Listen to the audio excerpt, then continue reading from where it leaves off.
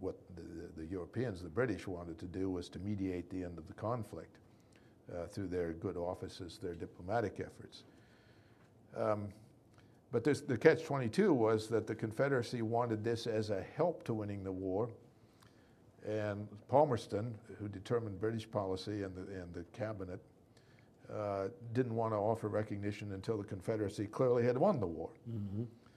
So, and that's the way it came out.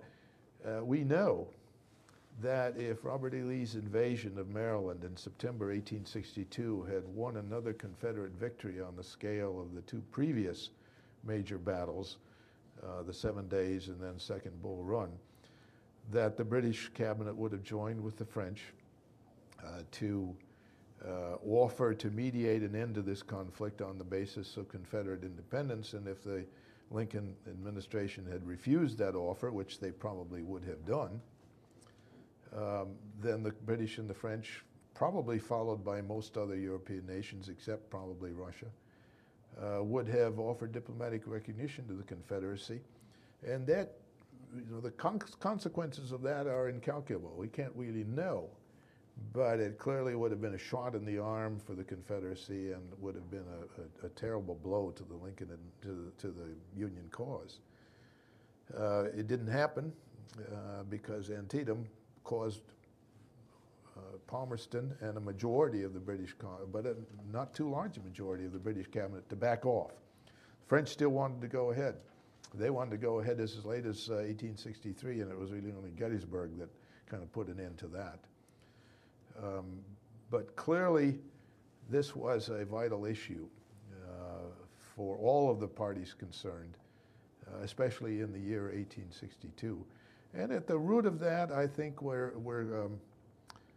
not only the things I've already mentioned, the slavery issue, cotton as a factor, and the unemployment in the textile mills, but also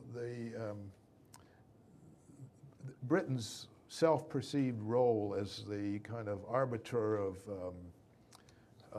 world order, the guarantor of world order. This American Civil War was a huge threat to the stability of the international order as it existed in the 1850s and 1860s.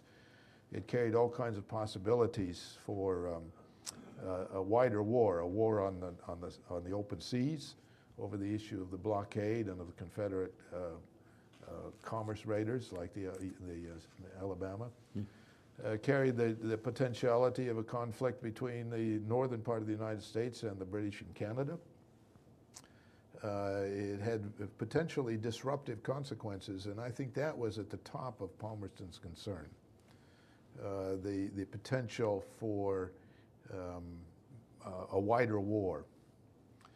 And Palmerston also had a little saying that I've been trying to remember that encapsulated his argument about staying out if at all possible. I think it went something like this: "He who in quarrels interposes is likely to get a bloody nose," or something like that. I don't have all of that exactly right, but that was the aphorism, the little saying that he had about this, and he very much wanted to avoid that kind of a conflict. This excerpt is brought to you by the Massachusetts School of Law, the leader of reform in legal education and a leader in multimedia education for the public. To view the full interview and for a full listing of MSL's programs, log on to mslaw.edu.